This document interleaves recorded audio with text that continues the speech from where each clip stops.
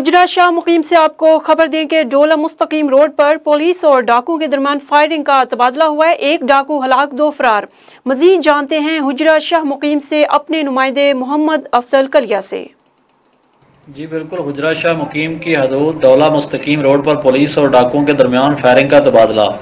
एक डाकू हलाक, 2 फरार। 3 का सनामालूम डाकू नाका लगाकर लूट मार कर रहे थे कि पुलिस मौके पर पहुंच गई। डाकुओं ने पुलिस को देखते ही अंधाधुंध फायरिंग कर दी। फायरिंग के नतीजा में एक नामालूम डाकू अपने साथियों की गोली लगने से हलाक हो गया, जबकि 2 नामालूम डाकू फरार हो गए।